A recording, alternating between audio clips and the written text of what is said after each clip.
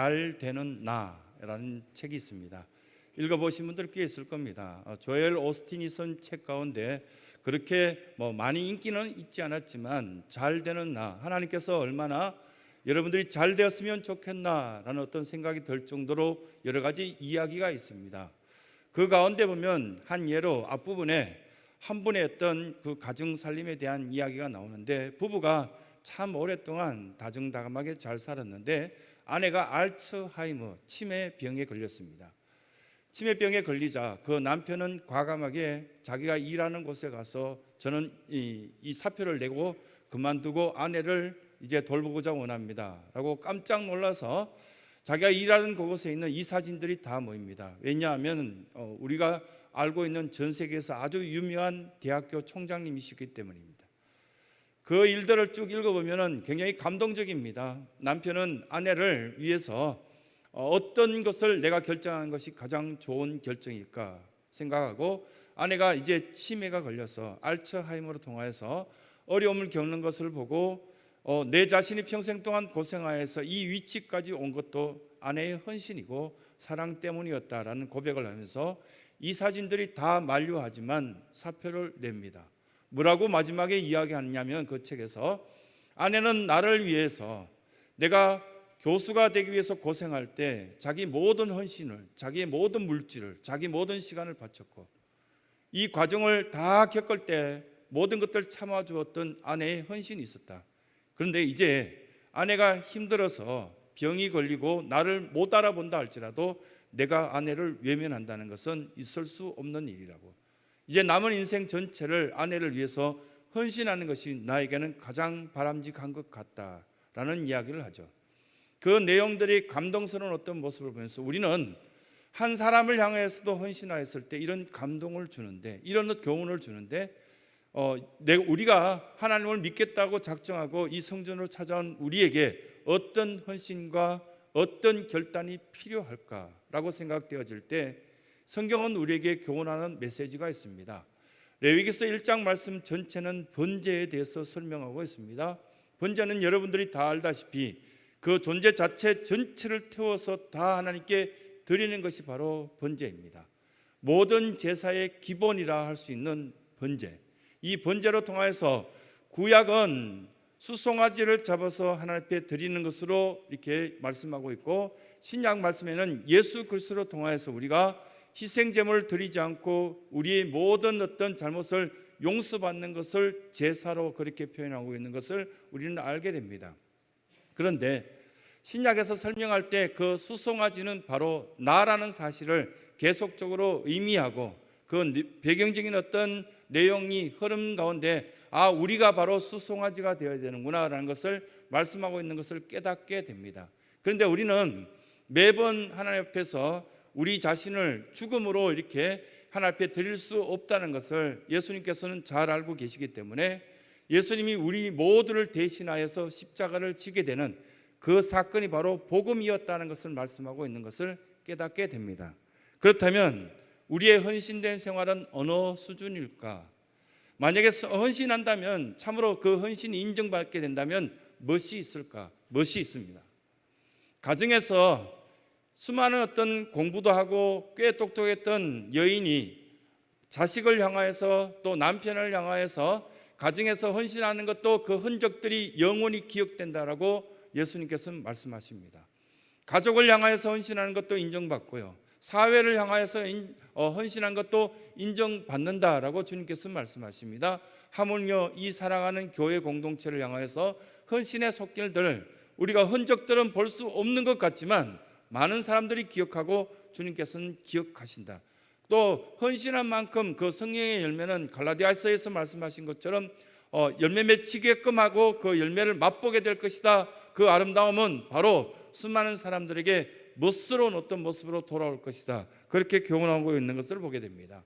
헌신의 제물은 실제로 어떤 눈에 보이는 것이 아니라 생활 가운데 나타나는 여러 가지 향기 있는 모습들로 이렇게 드러나게 됩니다. 주로 이렇게 우리 여집사님들에게 이렇게 이야기하죠. 주부 생활들은 종일 쓸고 닦고 해도 표가 나지 않는다고. 그와 똑같이 이 성전 속에서 찬양의 제사를 드리고 봉사하고 안내하고 차량으로 봉사하고 수많은 어떤 모습들이 있는데 그 모습들이 드러나는가? 잘 드러나지 않습니다. 그러나 그 향기는 이 성전 속에 가득하다는 사실을 우리에게 말씀으로 교훈해 주고 있습니다. 예수님을 위해서 섬기는 것은 결코 피곤하지 않는다라는 어떤 이야기를 여러 우리 성도들로 통해서 이야기를 듣습니다. 지난주에도 손님을 대접하기 위해서 애쓰는 모습, 그리고 또한 교사로서 헌신하는 모습, 이런 것으로 통해서 피곤하지 않습니까? 라고 이렇게 우리 집사님에게 물었더니 재미있는데요 라고 이야기했습니다. 재미있다. 그 말 속에 피곤은 약간 있겠지만 너무너무 행복합니다. 우리의 인생의 멋을 느끼고 있습니다. 그 소리로 듣게 되었습니다. 그래서 우리에게 말씀하십니다. 주님은 헌신은 일시적인 감정의 표현이 아니라 실제적인 생활이라, 그렇게 말씀합니다. 감정이 아닙니다. 감동을 기대하신다면 이곳 말고도 감동 주는 곳이 얼마나 많이 있습니까? 근데 아이들 예배를 드리는 것을 이렇게 보면, 중고등부 아이들을 보면은 전도사님이 열심히 설교할 때도 잘 안 듣는 것 같은데, 감동이 없는 것 같은데 그의 삶이 달라집니다. 이게 헌신입니다. 이게 헌신의 생활입니다. 감동적이지 않더라도 그 아이가 그 양식을 먹어서 성장하는 것처럼 우리 성도들도 우리가 밋밋한 어떤 생활과 같지만 오늘 또 예배를 드리고 다음 주도 예배를 드리고 아무 감동도 없었는 것 같지만 우리는 예수 그리스도의 그 깃털 속에 거할 수 있고 보호하심을 받고 사랑받을 수 있는 일체의 은혜가 우리 가운데 있다는 것을 알게 됩니다. 일시적인 감동이 아니었기 때문에 우리는 이 실제적인 어떤 생활 속에서 많은 것들을 체험하고 헌신이란 그 멋을 알아가는 많은 것들을 보게 됩니다. 군 입대를 하기 전에 월요일 날 입대하는 날짜를 받아들고 주일날 오후 찬양 예배 때 이렇게 특송을 하게 되었습니다. 섬기던 교회 속에서 이제 특송을 하고 마지막 찬양이라 생각하고 저 장미꽃 있을 그 찬송가를 불렀습니다. 부르고 이제 내려와서 예배를 마치고 나가려고 하는데 저를 이렇게 가졌던 아주 연세 많으신 군사님 한 분이 이렇게 걸어오시더니 손을 꼭 쥐면서 그때 당시에 돈 5천 원을 제 손에 쥐어주었습니다. 그러고 뭐라고 이야기했냐면 그 권사님이 오랫동안 지켜봤는데 장 선생이 토요일마다 와서 의자를 이렇게 줄 세워주고 줄을 맞춰준 것을 이제 누가 하지? 그 이야기를 하셨습니다. 아무도 못 보는 줄 알았더니 이렇게 보고 계셨다는 이야기를 하고 새벽종을 치고 성전을 향하여서 비가 오면 비가 새는지 보러 오는 그 젊은 아이 하나를 너무너무 귀하게 여겼는데 이제 군에 가버리면 누가 이 일을 하지? 라는 어떤 그 말씀을 하셨습니다. 그런데 그것이 30년이 지난데 그때 그 음성과 그 말투와 그 모든 어떤 것들이 계속적으로 떠올라집니다. 비가 오면은 이 성전에 비가 새는 것이 없을까 걱정하는 우리 장로님도 계시고요, 권사님도 계시고, 화장실을 새벽마다 청소하는 믿음의 손길도 있습니다. 그리고 여러 가지 일들이 있을 때마다 어떤 대가를 기대하지 않고도 헌신하는 믿음의 자녀들이 꽤 많이 있지 않습니까? 그 자녀들로 통해서 우리가 문득문득 느껴지는 것이 무엇입니까? 헌신이라는 것. 그것은 굉장히 멋스럽다는 것, 아주 귀하다는 것. 죽기 위해서 짐승들은 그거 보면은 하나님의 회막을 거쳐서 성전 속으로 들어갑니다. 그런데 죽기 위해서 가는 짐승들이 보면 살아있다는 공통점이 있습니다. 죽은 짐승을 갖고 가지 않습니다. 회막 밖에서 짐승을 죽이지 않습니다. 회막 안으로 들어가서 그 회막문을 거쳐갑니다. 그 회막문은 신약 성경에서 뭐라고 말씀하시냐면 그 문은 예수 그리스도라고. 예수 그리스도로 통하여서 이 문에 들어왔던 살아있는 우리의, 아직도 생명력 있는 우리의 모습을 하나님 앞에 드리고자 하는 것을 참 귀하게 여긴다라고 말씀하시고 있는 것들을 깨닫게 됩니다. 로마서 12장 1절에 보면은 그러므로 형제들아 너희 몸을 하나님께서 기뻐하시는 거룩한 산제사로 드리라. 산제사로 살아있는 생명력이 있는 의미 있는 지금 귀하지만 그 귀한 것을 드리고 싶어하는 그 마음, 살아있는 마음 드렸으면 좋겠다. 죽어있는 마음 아무 의미도 없고 만져도 보면 느낌도 모르고 이제는 뭐 사랑인지 뭔지 뭐 말은 정이라고 말하지만 전혀 느낌이 없어요 라고 말하는 부부관계처럼 그렇게 이야기하는 그것이 아니라 나는 오늘도 한 시간을 예배드리기 위해서 먼 곳에서 이곳으로 향하였지만 내 마음은 기대함이 있고 기억하는 것이 있고 하나님을 향한 살아있는 산 제물이 되어서 드리고 싶습니다. 그것이 바로 희생이라고 그렇게 말씀하신 것을 듣게 되는 것이죠. 3절에 이렇게 말씀합니다. 회막문 안에 들어가서 그것을 하나님 앞에 드리라, 이런 말씀하시는데 우리는 예수 그리스도를 상징하는 그 문을 통과해 들어왔습니다. 그렇다면 그 문을 통과해 들어올 때 어떤 것이 있느냐 하면 좁은 문이었죠. 다 내려놨죠. 자존심도 내려놨어요. 그래서 이런저런 이야기를 다 내려놓고 사회에서는 내 직분이나 나의 어떤 수준 다 내려놓은 거 아니겠습니까? 이제 예수 그리스도를 통하여서 들어온 이 문 속에서는 오직 예수님만 드러나는 그 모습이 우리 가운데 있다는 것을 우리는 다 고백하고 있는 것입니다. 이것이 바로 일시적인 감동적인 모습이 아니라 생활 속에서 드려지는 우리의 헌신이라고 그렇게 말씀하시는 겁니다. 두 번째는 헌신은 조화가 있어야 됩니다. 조화로워야 됩니다.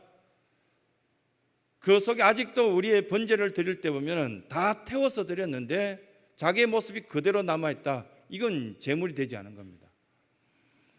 갈라디아서에 보면 두 종류의 행위를 말씀하시는데 5장 16절의 행위와 5장 26절의 행위가 다르다는 것을 우리는 그 말씀을 읽다 보면 드러나게 됩니다. 5장 16절에 보면 성령의 행위, 성령의 행위로 통하여서 우리는 하나가 될 수 있다. 이건 어떤 이야기냐면은 우리 성도들이 각자의 생각이 다 다릅니다.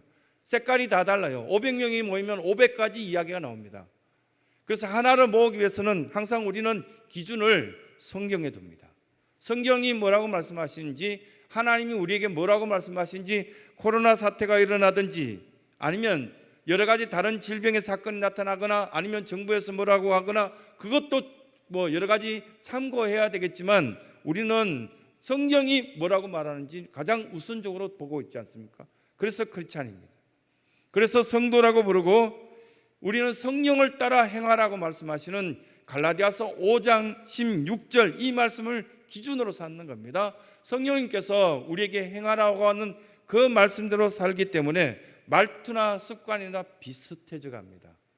절에 있는 보살님이 다르고 교회에 있는 권사님이나 우리 집사님들의 말투나 이런 것들이 다 비슷하지 않습니까? 다르지 않습니까? 종교가 다르듯이 신앙의 어떤 모양이나 질적인 모습들이 점점 달라진다는 겁니다. 친한 사람들이 닮아가지 않습니까? 말투도 닮아가고요, 식성도 닮아가고요. 어느 날 엘리베이터를 탔는데 우리 교회는 다니지 않으시는데 우리 부부를 잘 아시는, 우리 통로에 같이 사시는 그 통로에 위층에 사시는 분이 우리 부부를 또 이렇게 물끄러미 쳐다보더니 닮았네요, 이렇게 이야기하더라고요. 한 사람은 되게 기분 나빠하더라고요. 저는 뭐 이렇게 보니까 별로 안 닮았는데 생각이 들었는데 벌써 근 30년 동안 먹는 것이 같고요, 생활이 같고, 새벽 4시 조금 넘으면 같이 일어나고 밤 10시 좀 넘으면 같이 자고 또 먹는 것도 같고 만나는 사람도 같고요. 그게 뭐 거의 비밀도 없고 똑같으니까 이건 듣는 것, 먹는 것, 호흡하는 모든 것들이 같다 보니까 닮아가는구나. 그래서 어느 날 뭐 엘리베이터를 타자마자 둘 다 이렇게 엘리베이터 속에 있는 거울을 보고 까르르 웃었어요. 내가 저렇게 생겼다니 뭐 이렇게 기분 나쁘다고 막 그렇게 이야기하길래 기분 나쁘기를 뭐 천만 다행이라 생각하지 막 그렇게 이야기했거든요. 성도들을 또 보면은 우리 교회 성도들이 성도로서의 어떤 그 삶의 질이나 말 태도나 이게 달라요. 다른 교회 교인들은 교인으로서의 어떤 여러 가지 어떤 성분이나 말투나 이런 것들이 그 교회로서의 갖는 향기가 약간씩 다르다는 걸 알 수 있습니다. 그런데 왜 그렇게 되어가는가를 볼 때 나쁜 것도 있겠지만 좋은 것이 참 많습니다. 조화되어 가는 거예요. 하나가 되어 가고요, 다듬어져 가는데요. 그런데 간혹 보면 자기의 육신의 욕심을 따라서 살기 때문에 다듬어지지 않는 육신의 소욕들이 그대로 드러날 때 이게 갈라디아서 5장 16절 말씀처럼 조화롭지 못한 자기의 모습이 그대로 있다라고 말씀하시는 겁니다. 그리고 26절에 말씀해 보면은 25절에 그 행함은 헬라어로 볼 때 스토이키오라고 그렇게 나와 있습니다. 스토이키오, 이거는 군대가 행진할 때 열을 맞춘 것을 스토이키오라고 그렇게 말씀합니다. 우리가 특별 새벽 기도를 합시다 그러면 좀 내 스케줄도 맞지 않지만 그 행군의 어떤 열을 맞추기 위해서 나의 스케줄을 바꿔서 맞추겠습니다. 이것이 바로 하나님의 뜻이라고, 조화로운 어떤 모습이라고. 지금 전 군대가 움직여 나가는데 나는 조금 후에 내일 가겠습니다, 이건 있을 수 없다는 겁니다. 소나 양을 잡아서 하나님 앞에 예물로 드릴 때 그 드리는데 나의 생각과 나의 뜻은 하나님께서는 묻지 않으시고 이 하나님의 뜻에 맞추라고, 그 행진과 대열에 맞추라고, 스토이키오라고 그렇게 우리에게 말씀하시는 겁니다. 그래서 간혹 보면은 주일 11시 예배가 부담스러운 사람들도 있죠. 그런데 제가 이렇게 전화를 드렸습니다. 집사님, 예배가 자꾸 늦어지는데 이왕이면 조금 더 일찍 출발해서 11시 예배 10분 전에 오시면 어떨까요? 그렇게 말했더니 뭐 이렇게 예배 혹시 여기 오셨는지 모르겠는데 죄송합니다, 좀 이해하고 들어주십시오. 제가 항상 11시에 출발합니다. 근데 그분이 오니까 예배 인원이 다 맞는 거예요. 그러니까 항상 보면은 11시에 출발할 것이 아니라 스토이키오, 이 행진의 대를 맞추기 위해서, 조화롭기 위해서 그래도 최소한 뭐 한 3, 40분 전에 출발한다든가 그렇게 해서 이것들을 맞춰 나갈 때 그것이 헌신이라는 거예요.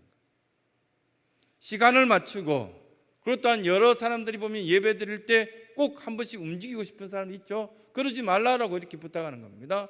이제 이 예배 속에 들어왔으니까 나는 죽고 예수 그리스도만 살아있는 그 형상이 드러날 때 온전한 조화, 이것이 헌신이다, 그렇게 말씀하시는 겁니다.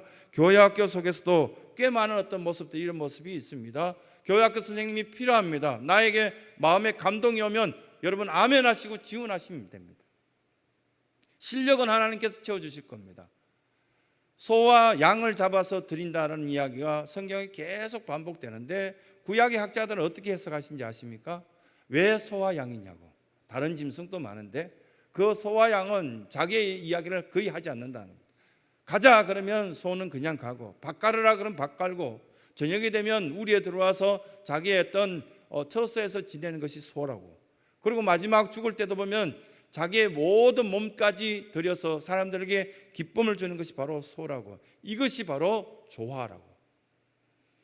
양도 그와 모습이 비슷하다고, 그렇게 말을 많이 하지 않잖냐고 그렇게 이야기하시면서, 그러나 많은 사람들이 보면은 착각에 빠진 것이 조금 알게 되고 조금 깨닫게 되고 그리고 지식층에 들어가게 되면은 어느라는 독침을 쏘기 시작한다는 겁니다.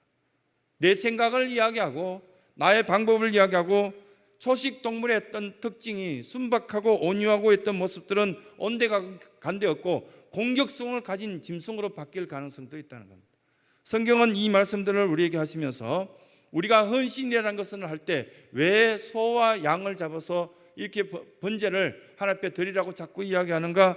그 속에 우리가 깨달아야 될 이 조화된 어떤 모습, 헌신된 모습, 입을 닫고 몸으로 통하여서 하나님 앞에 더욱 기뻐할 수 있는 모습이 있으면 참된 헌신이지 않겠냐, 그렇게 말씀하시는 겁니다. 마지막 세 번째, 남은 것으로 드리지 말고 최고의 것을 드리라.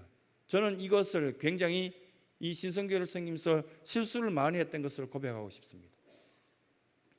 어떤 분이 찾아와서 집에 아이가 이제 다 자라서 뭐 이렇게 외부로 공부하러 가면서 집에 컴퓨터가 남고 뭐가 남았는데 이거 교회에 갖다 놓고 쓰게끔 하면 안 될까요? 이 얘기하길래 참 좋은 것 같았습니다. 중고품이라도 갖다 놓고 쓰면 좋은 것 같은데 어느 날 성경책을 보는 순간 이 목회자가 실수했구나. 그렇게 드리고 싶으면 깨끗한 것, 최고의 것을 드리는 것을 그분에게 가르치고 그렇게 하는 것이 더 바람직하겠구나. 작고 크고 문제가 아니고 이 드릴 때 헌신에 대한 어떤 양을 이야기한 적이 거의 없구나. 그 마음이 최고의 것으로, 깨끗한 것으로, 새 것으로 드리고자 하는 마음을 훈련되게끔, 이것이 나 자신뿐만 아니라 모두가, 그래서 하루에 첫 시간을 드리려고 하는 마음, 또 예배를 드릴 때마다 어떤 것도 다 잡념을 내려놓고 전화기를 꺼두고 오직 하나님께 집중하고자 하는 그 마음으로 나가는 것이 바로 하나님께서 우리에게 번제로 통하여서 가르쳐주신 교훈이라는 것을 깨닫게 된 것입니다. 그래서 각을 떠서 송아지를 잡아서 껍질을 벗기고 머리와 온몸을 다 드려 한 부분도 남지 않고 다 드리라는 그런 이야기를 이 본문 가운데 하고 있는 것입니다. 그래서 각을 떨 때 우리의 부분들이 살아있을 수 있을까? 그리고 또 가죽을 벗길 때 나의 어떤 옛 습관을 다 벗겨버리고 하나님 앞에 벌거벗은 것처럼 나아가라고 말씀하실 때 이제까지 그 습관들을 그대로 갖고 갈 수 있을까? 그렇지 않다는 것을, 그것을 인생의 목 가운데 온전한 어떤 헌신이 드려지게 되면 수많은 사람들이 다 인정합니다. 최근에도 여러 가지 사건 사고 속에 보면 그분 그래도 이건 잘했지 않냐 이야기하지 않습니까? 왜냐하면 그 분야에 대해서는 탁월하게 헌신했기 때문입니다. 인생의 묘은 거기에 있다고 말씀하십니다. 입술과 무릎의 헌신들을 드리는 수많은 찬양대원들과 봉사자들이 있습니다. 그런데 실제로 보면은 물질을 드리는 것은 가장 기본적이고 기초적인 헌신이거든요. 기도에 무릎을 꿇고 새벽마다 기도하는 어떤 일꾼들 보면 너무 힘든 어떤 시간들, 최고의 것을 드릴 때가 많다는 것을 발견합니다. 다음 세대를 위해서 헌신하는 교사들 얼마나 많이 참고 사십니까? 아이들이 너무 엉뚱한 이야기해도 다 받아주고요. 하지만 우리 아이가 귀하듯이 이 성전 속에 하나님의 자녀로 양육되어야 될 그 아이는 너무 소중한 겁니다. 그래서 우리가 미래가 준비될 수 있고 하나님 앞에 영광 올려드릴 수 있는 여러 조건을 찾을 수 있는 겁니다. 또한 목회자들의 손발이 되어서 같이 신방하고 같이 기도하고 같이 마음 아파주는 이런 어떤 동역자들은, 사도 바울은 매 성경을 쓸 때마다 끝장에 가면 나의 동역자 된 누구누구라는 이름을 다 밝히는 것을 보게 됩니다. 모세는 천부장과 백부장을 세울 때 자기 혼자 할 수 없음을 200만 명이나 되는 수많은 이스라엘 백성들을 바르게 인도하기 위해서 동역자를 세웠던 천부장, 백부장, 50부장 이들을 통하여서 하나님의 역사를 이루어낸 것을 볼 수 있습니다. 그 역할들이 여러분들에게 또한 우리에게 복으로 주어졌다는 사실을 말씀 가운데 교훈합니다. 마지막 한 예를 들겠습니다. 말라기서 3장 10절에는 우리에게는 11조를 이야기합니다. 참 보면은 이 말씀이 우리에게는 복이 된 말씀인데 우리에게는 시험거리가 되는 말씀이라 할 수 있겠습니다. 하나님께서는 여러분들에게 복 주시고자 말씀했다라고 분명히 성경에서는 그렇게 기록하고 있습니다. 일반적인 축복이 아니라 특별한 축복이라고. 내가 하늘 문을 열고 너에게 복을 쌓을 곳이 없도록 붙지 아니하나 보라, 이렇게 말씀한 것이 말라기서 3장 10절에 있는 11조 생활입니다. 세례 교육을 할 때 용돈 받으면 11조 할 수 있겠어요? 물어봤을 때 한 아이도 아니요, 저 못합니다 라고 말한 사람이 없었습니다.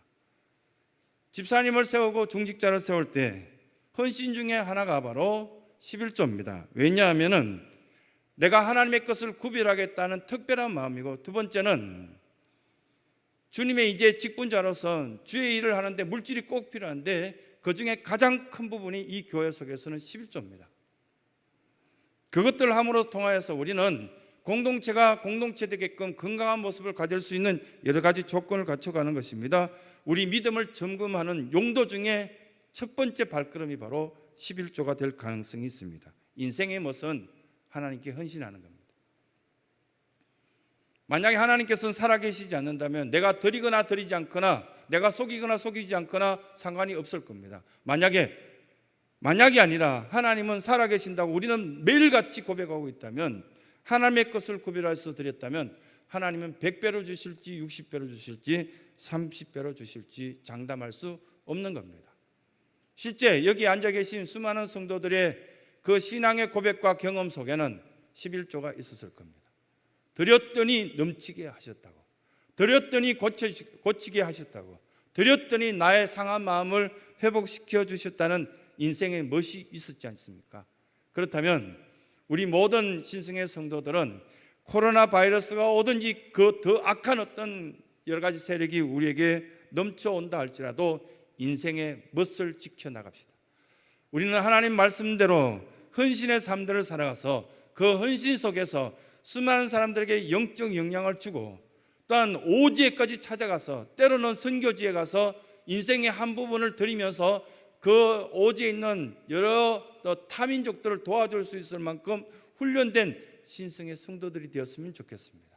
그래서 멋진 인생을 보내고 멋지게 살았다라고 고백할 수 있는 여러분들이 다 돼서 하나님의 자랑스러운 복을 많이 경험할 수 있는 귀한 은혜가 있길 간절히 소원합니다.